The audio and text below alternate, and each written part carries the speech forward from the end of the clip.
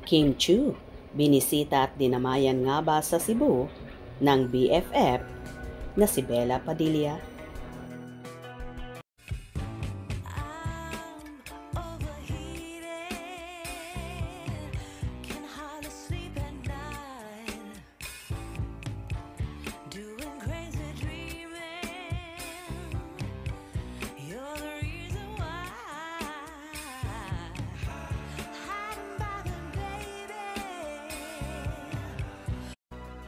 Maraming Kim Pao supporters ang tuwan-tuwa nang mamataan at makita nila na bumisita ang isa sa BFF ni Kim Chiu na si Bella Padilla sa shooting nila sa Cebu para sa Alibay series.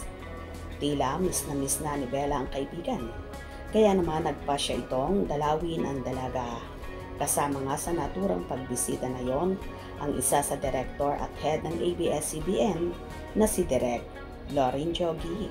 So happy nga si Kimi na nakita niya ang mga mahahalagang tao sa buhay niya, lalo na't may pinagdaraanan siya ngayon.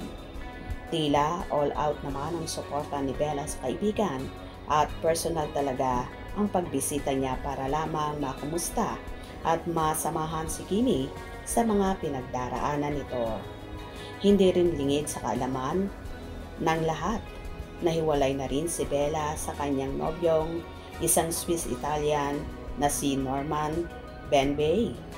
At dahil broken-hearted din si Bella, kaya naman isa rin ito siguro sa naging dahilan para dalawin si Kim para magkumustahan sila at mag-shares ng mga bagay-bagay na pinagdaraanan nila ngayon. Bibihira na kasi magkita ang Becky dahil nga busy sa kabi-kabilang trabaho ang Chinita Princess.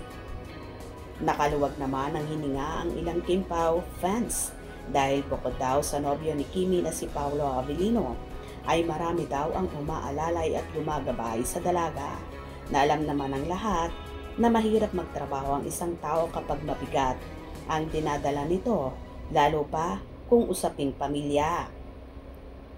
Nakikita siguro ni Direk Loren at Bella na sobrang lungkot ni Kimi, kaya nais nila itong damayan at kahit papano ay maibsan ang lungkot na nararamdaman ng actress. Alam naman ng lahat na pamilya ang isa sa kahinaan ni Chinita Princess, na kapag usaping pamilya na yan ay tila nanghihina siya at walang lakas sa maraming bagay. Naniniwala naman ang solid Kim Pao supporters na malalampasan din lahat ni Kimi ang problemang ito, lalo na sa kanyang mga kapatid na dito nag-ugat ang hindi nila pagkakaunawaan ng ate niyang sila Cam, na nag-ugat din sa pag-unfollowan nila sa isa't isa. Lahat naman ay pinagpipray nila si Chinita Princess, pati ang siblings nito na magkaayos para maging happy family na ulit ang pamilya ng dalaga at makapag-focus na sa mga ginagawa niya ngayon. Lalo pat big expectation ang inaasahan sa kanila ng kanilang mga taga-subaybay sa The Alibay series na kasalukuyang sinushootingan nila sa Cebu City.